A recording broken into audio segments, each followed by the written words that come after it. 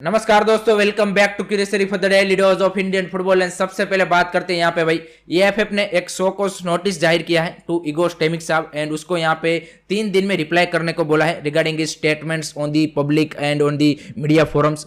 जो उन्होंने रिसेंटली जितने भी इंटरव्यूज दिए हैं आफ्टर दी साफ चैंपियनशिप, उसमें यहाँ पे जिस तरह से उन्होंने यहाँ पे इंडियन फुटबॉल के बारे में, ऑर्गेनाइजेशन के बारे में या फिर एएफएफ के बारे में जो भी बोला या फिर प्लेयर रिलीज के बारे में जो भी बोला है उसके रिगार्डिंग यहाँ पे उनसे आंसर गैदर किए और कुछ ऐसे उन्होंने स्टेटमेंट दिए थे कि जो एज ए पब्लिक इमेज जो यहाँ पे इंस्टीट्यूशन की होती है वो यहाँ पे खराब हुई है, ऐसा एएफएफ का मानना है। अगर आप इसको as a solely on the basis of professional angle से देखेंगे तो इसमें कोई गलत बात नहीं है। कोई भी ऑर्गेनाइजेशन में आप काम करते हो वहाँ पे आपका एक प्रोफेशनल कॉन्ट्रैक्ट होता है, उसमें dos and don'ts clearly mention होती है कि आप ये चीज़ें कर सकते हो, ये चीज़ें नहीं कर सकते हो। एंड उसको अगर आप क्या बोलते हैं कि तोड़ते हो तो डेफिनेटली आपसे जवाब मांगा जाएगा। तो उस सेंस में ये क्लियर कट है। उसके अलावा मैंने मतलब आप सबको भी पता है, मैंने काफ़ी बार ये बोला है कि इगोर स्टेमिक साहब की जो बातें है वो हर कोई जानता है कि इंडियन फुटबॉल में ये सारी चीज़ें होनी चाहिए, लेकिन आपको इसको सही जगह पे रखना है। आप इसको पब्लिक फोरम में, आपको पता है कि आपके पास पब्लिक सपोर्ट है, तो आप वहां पे रखने से कोई फायदा नहीं है। वहां से अगर आप प्रेशर बनाने की कोशिश करोगे तो उसका कुछ इंपैक्ट नहीं आने वाला और इसी तरह की नोटिस आपको आएगी। जहां पे बात रखनी है यानी कि आपको एएफएफ और जो इसके स्टेक होल्डर की जहां पे डिसीजन पावर है वहां पे अगर आप उसको ये सारी बातें आपको इंटरनली डिस्कस करने वाली बात है। ये आप पब्लिक में आके आप क्या बोलते हैं फैंस का सपोर्ट लेके वो सारी चीजें करोगे तो इसका कोई रिजल्ट नहीं मिलेगा। जहां पे बात रखनी है वो रखनी है एएफएफ के सामने, एफएसडीएल के सामने, क्लब्स के सामने, इनके सामने बात रखो कि भाई ये मेरे को प्लेयर चाहिए, उसको समझाओ कि क्यों मेरे को प्लेयर चाहिए, तब जाके बात होगी। आप फैंस का सपोर्ट के थ्रू करना चाहोगे तो सामने वाला बंदा क्या बोलते हैं कि और ज्यादा टाइट होता जाएगा। तो ये वाली चीज़ है। तो ये रास्ता उन्होंने गलत अपनाया था, चाहे भले ही उन्होंने बात सारी सही रखी हो। बात मतलब वो तो हम सबको पता है कि इंडियन फुटबॉल में क्या क्या चेंजेस करने की ज़रूरत है, लेकिन उनका जो तरीका था वो गलत था। एंड आई थिंक नोटिस दिया है, आंसर वो दे देंगे। उसके ज़्यादा मैं कुछ एक्सपेक्ट कर नहीं रहा हूँ यहाँ पे कि आगे कुछ यहाँ पे उनके ऊपर एक्शंस और ज़्यादा हो गए मेरे हिसाब से। आई थिंक एक बार वार्निंग देके मे बी उनको छोड़ दिया जाए। और वैसे भी उनका एशियन कप से पहले कॉन्ट्रैक्ट खत्म हो रहा है, तो देखते हैं क्या फाइनल यहाँ पे वर्डिक्ट और या फिर किस तरह से एएफएफ आगे मूव फॉरवर्ड प्रोसीड करती है।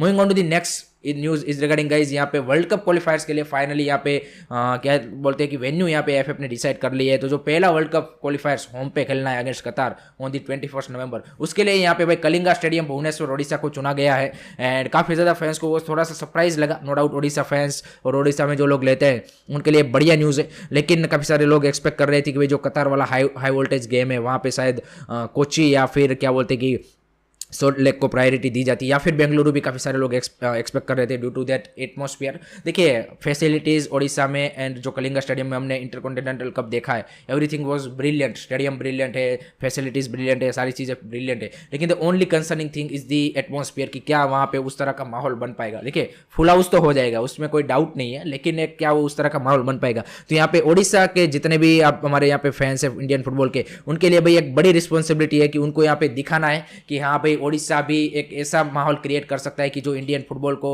और इंडिया को यहाँ पे एडवांटेज दिलाए कतार के सामने। तो देखते हैं किस तरह से होता है। दूसरा यहाँ पे वर्ल्ड कप क्वालिफायर्स का जो वेन्यू डिसाइड किया गया है वो है यहाँ पे Indira Gandhi athletic stadium Guwahati for the match against Afghanistan 26 मार्च को जो मैच होना है। तो आई थिंक वो भी बढ़िया है। हमने लास्ट टाइम कतार वाला मैच वहाँ पे होस्ट किया था और देखा था किस तरह से माहौल बना था, तो वो तो चलो सही है। अफगानिस्तान के सामने आपको मतलब उतना हाई वोल्टेज गेम नहीं होगा ऑब्वियसली, तो वहाँ पे आप निकाल सकते हो। और जो तीसरा है इंडिया वर्सेस कुवैत वाला, वो अभी तक डिसाइड नहीं है, वो नेक्स्ट ईयर जून में है, तो उसके लिए अभी थोड़ा और ज़्यादा टाइम है, तो वो बाद में डिसाइड किया जाएगा। उसके लिए आई थिंक वेरी क्रूशल होगा कि कौन सा वहाँ पे वेन्यूज़ डिसाइड होता है। तो ये फाइनली यहाँ पे जो वर्ल्ड कप क्वालिफायर्स के वेन्यूज़ है वो डिसाइड हो चुके हैं। Moving on to the next news is regarding guys, यहाँ पे ऑब्वियसली आज होने वाले दुरांत कप के फाइनल के बारे में बात करते हैं। It's a Kolkata Derby in the final and 2004 के बाद ये पहली बार यानी कि ऑलमोस्ट 18-19 ईयर्स के बाद यहाँ पे दोनों टीमें दुरांत कप के फाइनल में भिड़ रही है। एंड एक काफ़ी हाई वोल्टेज मुकाबला हमें देखने को मिलेगा जिस तरह से दोनों ही टीमें परफॉर्मेंस देके आ रही है। मोहन बगान भी आप देखिए पिछले लास्ट कोलकाता डार्बी जो हारी है ग्रुप स्टेज में, वहाँ से उसके बाद लगातार 4 मैचेस जीत के आ रही है।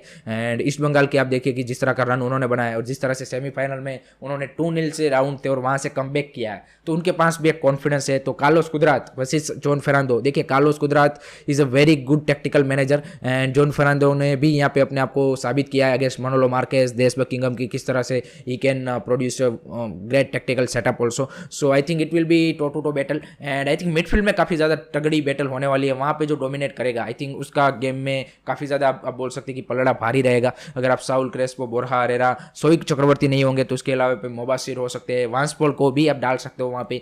तो इस साइड पे अगर आप बात करें तो यहाँ पे ऑब्वियसली थापा, ह्यूगो बुमो एंड सहल इसकी मिडफील्ड होगी। तो आई थिंक काफ़ी कांटे की टक्कर हम एक्सपेक्ट कर रहे हैं। एंड जो मेरा प्रेडिक्शन है इस मैच के लिए वो है भाई यहाँ पे पेनल्टी शूटआउट 1-1 से मैच टाई ब्रेकर होगा एंड पेनल्टी शूटआउट में जाएगा। लेट मी नो गाइस आपका क्या प्रेडिक्शन है। और ये आज शाम 4 बजे से मुकाबला है, तो डू चेकआउट दिस क्या बोलते हैं कि बिग फाइनल एंड बोरो match of the Durand Cup final on the Sony Live Networks. Moving on to the next news is regarding guys India Under 16 ने भाई अपना साफ Under 16 चैंपियनशिप का क्या बोलते हैं कि कैंपेन स्टार्ट कर दिया और पहला ही मैच कल यहाँ पे बांग्लादेश Under 16 को 1-0 से हरा दिया है गाइस। लेकिन परफॉर्मेंस अदरवाइज आप देखेंगे तो it's been poor performance, nothing too impressive, मतलब कुछ भी इंप्रेसिव नहीं हुआ। वो गोल भी आया, वो भी हमको पता है कि किस तरह से आया है, जो उसाम सिंह ने 75th मिनट पे वो गोल दिया लॉन्ग बॉल से। एंड टेक्टिकली भी very weak I would say. Bangladesh looking brilliant. I think some of their players look really solid and Ishfaq Ahmed के लिए मतलब एक बड़ा चैलेंज होने वाला है।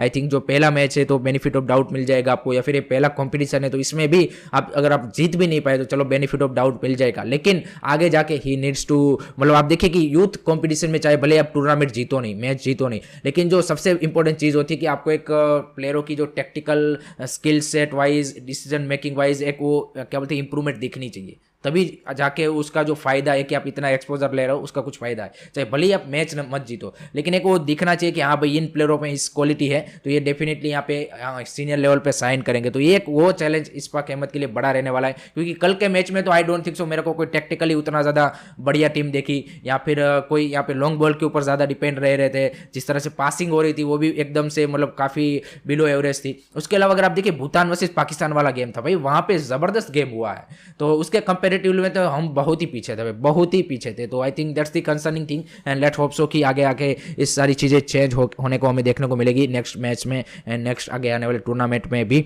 Moving on to the next news is obviously regarding transfers. तो यहाँ पे भाई हैदराबाद एफसी ने फाइनली अपनी जो एक लास्ट फॉरेन साइनिंग बची थी उसको यहाँ पे साइन कर लिया है। Oswaldo Pantoja 34 year old Mexican centre back, उनको यहाँ पे न्यूज़ आ रही कि उनको ऑलमोस्ट साइन कर लिया गया है। एंड जो लास्ट उनकी एक सेंटर बैक में ही चाहिए था उनको एक फॉरेनर, बाकी तो उनके सारे एरियाज का कवर है। जिस तरह से उनके पास डिफेंसिव मिडफील्डर है, अटैकिंग मिडफील्डर है, और 2 विंगर है, स्ट्राइकर है, सभी जगह पे फॉरेन प्लेयर्स है। Only they needed was the centre back में आपको एक्सपीरियंस फॉरेन सेंटर बैक चाहिए था, जो उन्होंने ले लिया है। और मैक्सिकन की टॉप डिवीजन में खेल चुका है, कोनका कप गोल्ड कप भी जीत चुका है 2015 में। So he is a very experience you can say campaigner. So let's see how he is going to perform and physically very strong Oswaldo Pantoja. तो मजा आएगा आई थिंक इस सीजन किस तरह से उसकी परफॉर्मेंस आती है। उसके अलावा एक और यहाँ पे उन्होंने यंगस्टर को साइन किया है, इंडियन यंगस्टर यहाँ पे लेलेंचू या साइलो को 20 ईयर ओल्ड इंडियन मिडफील्डर, उनको भी यहाँ पे डन कर लिया फ्री एजेंट के थ्रू। तो वो भी एक इंटरेस्टिंग साइनिंग होगी कि किस तरह से उसका डेवलपमेंट यहाँ पे हैदराबाद एफसी में होता है। एंड इसी के साथ यहाँ पे केरला ब्लास्टर ने भी एक अपनी लास्ट जो फॉरेन साइनिंग है